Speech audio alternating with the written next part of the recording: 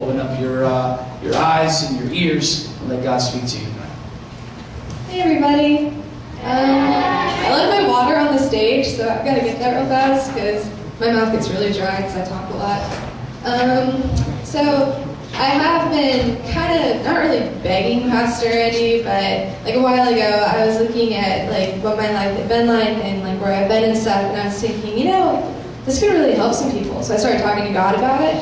And he was like, I want you to tell people about what you've been through and where I brought you and what I brought you out of. Because so many times when people share what they've been through and stuff, they focus on what it was and how horrible it was and like how they were stuck, they didn't know how to get out. But not many people focus on what brought them out and how they got out exactly. Because that's a huge step between being in a pit and being in God's presence. Like there's this huge thing in between. And so like I was reading, and like everyone kind of has their own Bible verse, and like I guess mine is Haggai 2:9. One time my friend texted me this verse because I was just feeling kind of down and was like, I'm not really worth that much because of the things I've done. And he was like, nuh-uh, read this verse.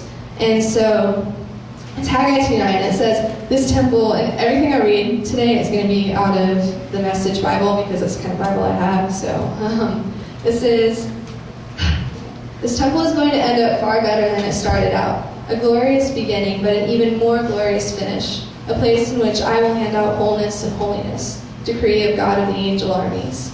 And now in the Bible, a lot of times, like when he's talking in this passage, God was speaking to Haggai, which was, I guess, a prophet or something, and he was talking to the governor of Judah at the time, and their temple had been demolished. And when I picture a temple back in like antiquity, like in the old Grecian times, like a temple was like this big building, and it was like a post and lintel style building where like columns here and more columns over here and columns all around the front and then a big ceiling. And so that's what I think of when I think of a temple. And so picture this big building. I'm going to refer to it. Just pretend it's right there. I'm going to refer to it a lot. So so it talks about like how this temple had just been kind of destroyed, and it was like people weren't that great, and God was promising the governor of Judah that the temple would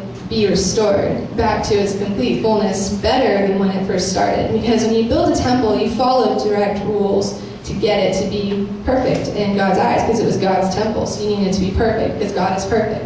And so the fact that it's going to be restored to even more glory than what it started out with is like this. It's a big idea.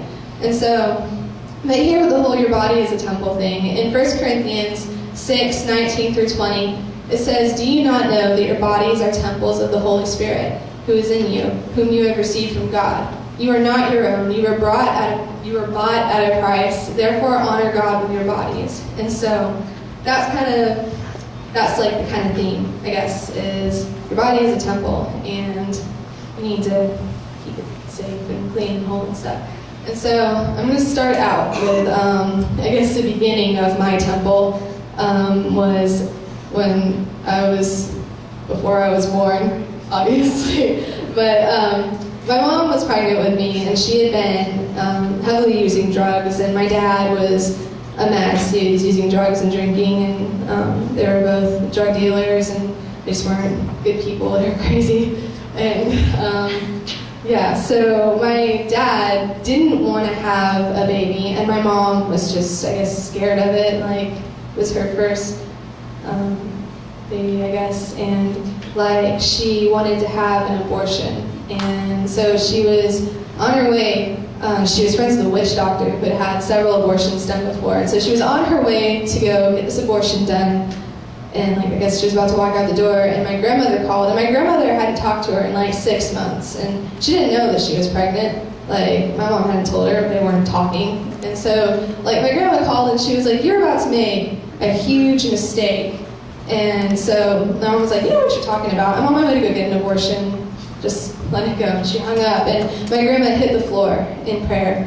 And from the beginning, the devil tried to take me out. Like he put things in my parents' life the influence, like my mom wanted to go have me killed, and because I wasn't, to her, I was just a fetus. It's not a big deal, and she wasn't walking with the Lord, and so then my grandma hit the floor in prayer and was crying out, and God protected me. My mom had a change of heart. She went back to church, and she ended up having me, and I was born semi-normal, which is pretty great because the drugs she was on, I could have been like a stillbirth, or I could have, like, there's one thing, they always joked about having to keep me in a tank, because like on a fetus, like, you have the pharyngeal gill slits, which are there before like the baby like develops and stuff, and those would have stayed, and so I would have had gills, and so I would have been like fish woman mermaid, which I think would have been pretty cool, but no, I'm semi-normal, and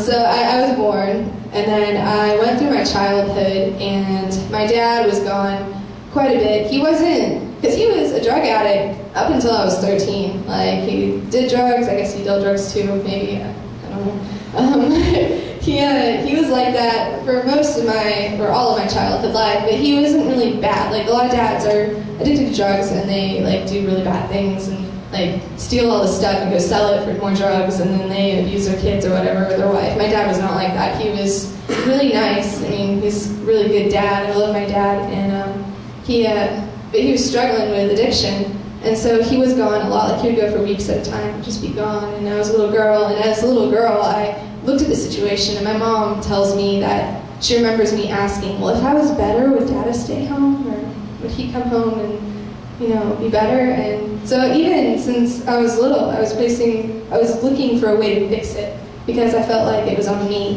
and it wasn't on me. I was a little girl, there was nothing I had to do with that. But we moved around quite a bit for rehabs for my dad, and just trying to get away, because when you're in your stomping grounds, like up in Atlanta, he had this place where like he did drugs and drank and stuff, and so of course if you're up in Atlanta, the devil knows where to lead you to do that kind of stuff, and so we moved to Florida, and then moved back to Atlanta. Then we moved back to Florida again. I think we moved back to Atlanta and then back to Florida.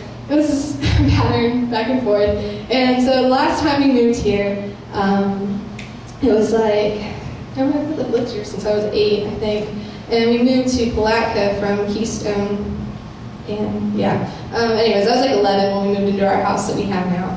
And like, my dad was pretty good for a while. He was in a rehab down south. That's the whole reason we moved to Florida the last time, was so he could go to a rehab down in South Florida called Dunklin. And Dunklin ended up playing a huge role in his getting better and being free. And so then he came home. My mom had a miscarriage and was in the hospital, and so he came home to help take care of us, because it was Molly and Addie and I just like, okay, my dad's in rehab, my mom's in the hospital, that's not good. So he came home early in the program, which was good at the time, but it didn't turn out great. He ended up getting back into stuff, and he had to move out. And that was when I was like 12 and 13. And those are crucial ages in every girl's life, is 12 and 13. That's the age when you really feel, it's like your heart really needs to feel loved and desired and cherished by your father, or by your uncle, or someone in your life who can be there